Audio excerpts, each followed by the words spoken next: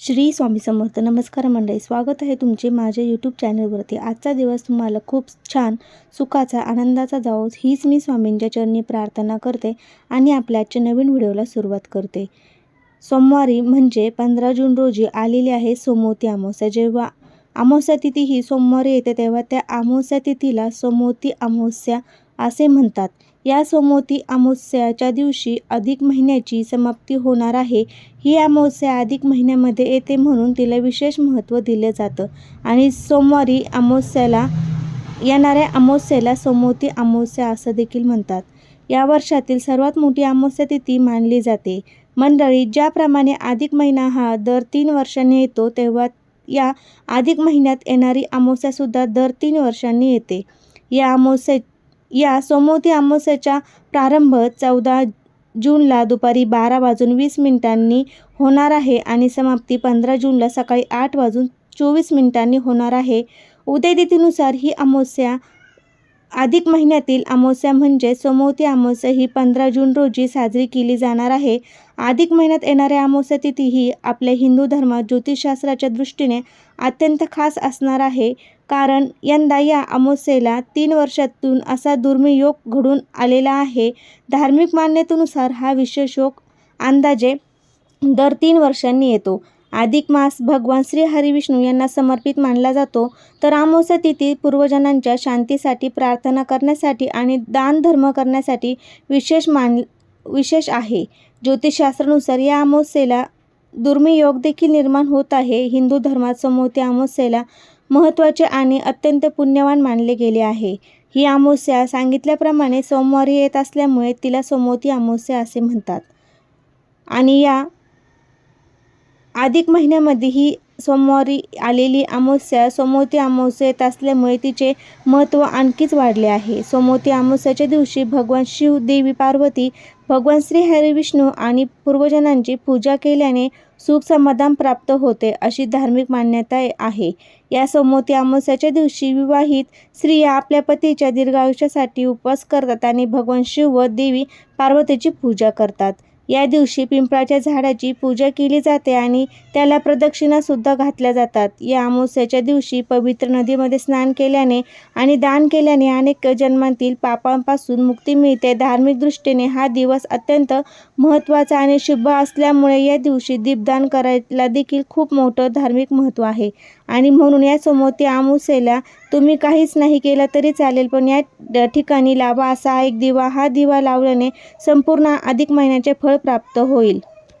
7 पिढ्यांचे दारिद्र्य नष्ट होऊन 33 कोटी देवी देवतांचा आशीर्वाद प्राप्त होईल आणि घरात सुख, संपत्ती, अखंड लक्ष्मी नांदेल. तर हे दीपदान कुठे करायचं आहे, हा दिवा कसा लावायचा आहे, कोणत्या ठिकाणी लावायचा आहे याबद्दलची संपूर्ण माहिती या व्हिडिओमध्ये मी आज तुम्हाला सांगणार आहे, तुमच्यासोबत शेअर करणार आहे. त्यामुळे तुम्ही हा व्हिडिओ स्किप न करता शेवटपर्यंत नक्की बघा. चॅनलवरती नवीन असाल तर नक्की चॅनल सबस्क्राईब करा आणि तसेच माहितीपूर्ण नवनवीन व्हिडिओ पाहण्यासाठी बेल आयकॉन देखील प्रेस करा, म्हणजे मी जेव्हा नवीन व्हिडिओ टाकेल तेव्हा तुम्हाला नोटिफिकेशन येईल. तर हा उपाय आपल्याला सोमवारी 15 जूनला सोमवारी सोमवती अमावस्येला करायचा आहे. या दिवशी तुम्ही सकाळी किंवा संध्याकाळी हा जो दिवा आहे तर तो लावू शकता. जर सकाळी तुम्ही हा दिवा लावणार असेल तर म्हणजे सकाळी आपल्याला हे दीपदान तुम्ही करणार असेल तर सकाळी 9:30च्या आतमध्ये तुम्ही हा उपाय करायचा आहे आणि संध्याकाळी करणार असेल तर संध्याकाळी 6 वाजण्यापासून ते 9:30 वाजेपर्यंत तुम्ही हा दिवा लावू शकतात.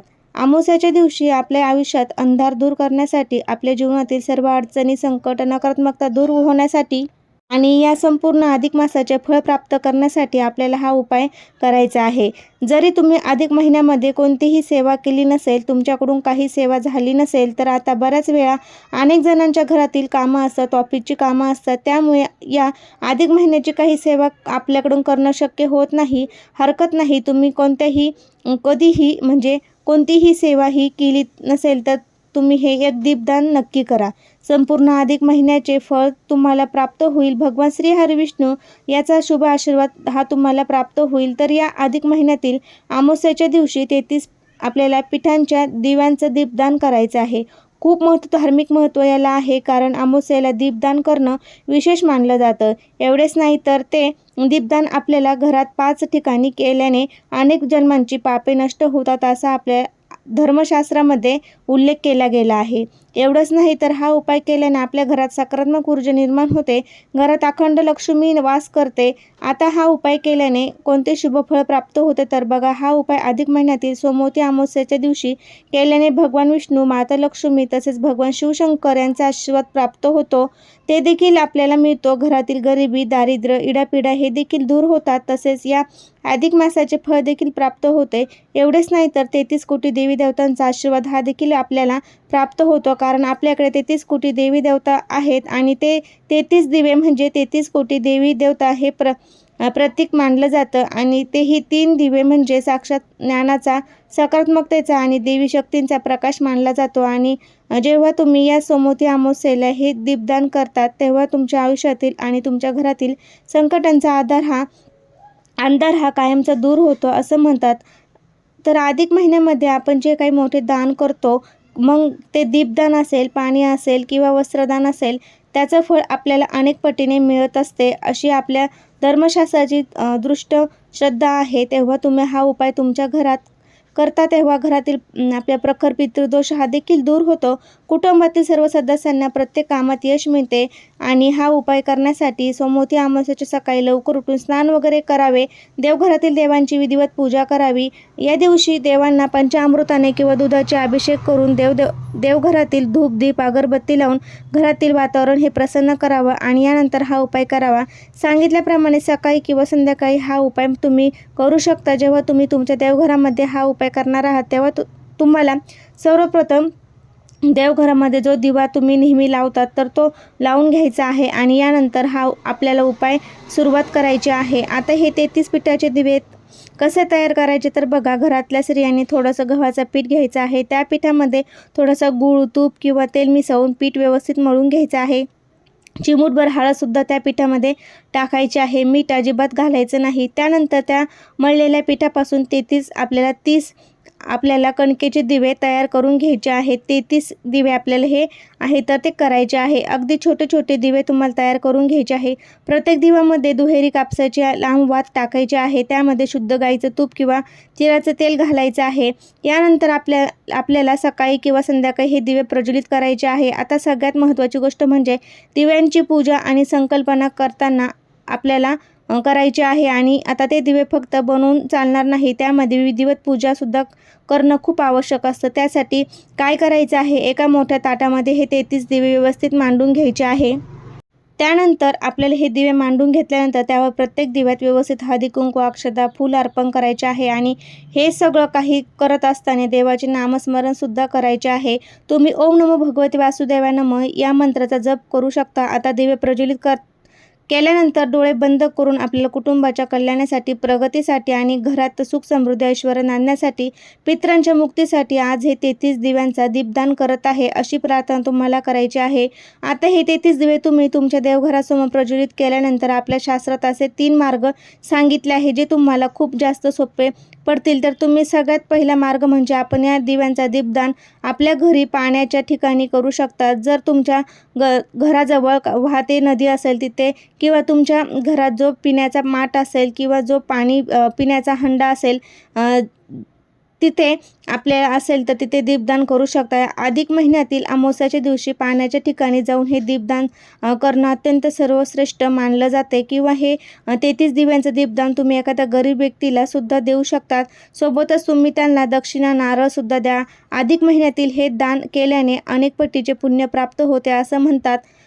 मग तुमच्या घराजवळ एखादी मंदिर असेल, देवीचे असेल किंवा देवाचे असेल, कुठलेही मंदिर असेल, तर तिथे जाऊन सुद्धा तुम्ही हे दिवे आहे तर ते 33 दिव्यांचं दीपदान करू शकता. किंवा तुमच्या देवघरामधील तुम्ही हे दीपदान केलं तरी सुद्धा चालेल, किंवा तुळशीपाशी सुद्धा हे 33 दिव्यांचं दीपदान करू शकता. तर हा सगळ्यात महत्त्वाचा आणि पहिला उपाय तुम्हाला या अधिक महिन्यामध्ये सोमवती अमावस्येला करायचा आहे. जरी तुम्ही अधिक महिन्यामध्ये 30 दिव्यांचे दीपदान केले असेल तरी तुम्हाला या अमावस्येच्या दिवशी हे दीपदान करायचं आहे, कारण हा दिवस खूप महत्त्वाचा असतो. त्याचबरोबर अधिक महिन्यातील अमावस्येच्या दिवशी संध्याकाळी दक्षिण दिशेला म्हणजे दक्षिण कोपऱ्यामध्ये एक तेलाचा दिवा नक्की लावा. शास्त्रानुसार दक्षिण दिशा ही पितरांची दिशा मानली जाते, त्यामुळे तेथे एक दिवा तुम्ही लावायचा आहे. मनोभावे पितरांचे स्मरण करून त्यांचा आशीर्वाद आपल्याला घ्यायचा आहे. तुम्ही आपला वास्तुशास्त्राला देखील या दिवशी दिवा नक्कीच लावायचा आहे. त्यानंतर दुसरा हा दिवा तुळशीपाशी सुद्धा लावा, कारण तुळशीचं लक्ष्मीचे रूप मानले गेले आहे आणि तुळशीपाशी दिवा लावल्याने घरात सकारात्मक ऊर्जा राहते आणि आता लक्ष्मीची कृपा ही सदैव टिकून राहणे म्हणजे तुळशीपाशी सुद्धा एक दीपदान तुम्हाला नक्कीच करायचं आहे. वास्तुशास्त्रापाशी देखील आपल्याला एक दिवा लावायचा आहे. आपली वास्तू शांत असेल, आपली वास्तू सुखी, आपल्या वास्तू तथास्तु असेल तर आपलं घर हे व्यवस्थित असते, तर वास्तूच्या तिथे आपल्याला एक दिवा लावायचा आहे. त्याचबरोबर घराच्या मुख्य उंबरठ्यावर बाहेरच्या साईडने किंवा आतल्या साईडला डाव्या आणि उजव्या या दोन्ही साईडला 2 दिवे लावायचे आहे. घराचा उंबरठा हा नकारात्मक रोखणारा मुख्य रक्षक मानला जातो. उंबरठ्यावर दिवा लावल्याने घरात सुख, शांती, समृद्धी ही प्रवेश करते. तसेच आपल्या पितरांचा वास देखील आपल्या मुख्य प्रवेशद्वारावर द्वाराच्या बाहेर असतो. त्यांनासुद्धा तृप्ती मिळते, म्हणून तेथे सुद्धा एक दीपदान तुम्हाला नक्कीच करायचं आहे. त्याचबरोबर तुमच्या घराजवळ पिंपळ वृक्ष असेल तर तिथे पण या दिवशी तुम्हाला पिंपळाच्या झाडाखाली सुद्धा एक दीपदान तुम्हाला नक्कीच करायचं आहे. पिंपळाच्या झाडामध्ये सर्व देवता आणि पितरांचा वास असतो असं म्हटलं जातं. आसपास जर पिंपळाचं झाड नसेल तर काळजी करू नका, जवळच्या कोणत्याही मंदिरात जाऊन तुम्ही हे दीपदान करू शकता. आता हे 33 दिव्यांचं दीपदान तुम्ही केलं असेल तर दुसऱ्या दिवशी हे पिठाचे दिवे काय करायचे, तर तुमच्या घराजवळ जिथे कुठे पिंपळाचं वृक्ष असेल तर त्या वृक्षाखाली जाऊन तुम्ही हे दिवे तुमच्या तुम्हाला ठेवून द्यायचे आहे. तिथे असणारे पक्षी, मुंग्या, कीटक, गायी किंवा इतर प्राणी येऊन खाऊन जातील. त्यामुळे दीपदानाचा आणि अन्नदानाचं पुण्य हे दोन्ही आपल्याला मिळतं. तर अशा पद्धतीने आपल्याला हा उपाय जो आहे तर तो अधिक मासातील सोमवती अमावस्येला करायचा आहे. 33 दिव्यांचे दीपदान तुम्ही वेगळं करायचं आहे आणि यानंतर तुम्हाला जे काही 5 दीपदान सांगितले आहे तर ते 5 ठिकाणचे दीपदान ते देखील तुम्ही वेगळे करायचे आहे. दोन्ही उपाय तुम्हाला सकाळी किंवा संध्याकाळी करू शकतात. तर ही अत्यंत महत्त्वाची माहिती तुमच्यापर्यंत मी आज शेअर केलेली आहे. व्हिडिओ आवडला असेल तर नक्की लाईक करा. चॅनलवरती नवीन असेल तर नक्की सबस्क्राईब करा आणि मित्रपरिवारामध्ये व्हिडिओ शेअर करायला विसरू नका. श्री स्वामी समर्थ. धन्यवाद.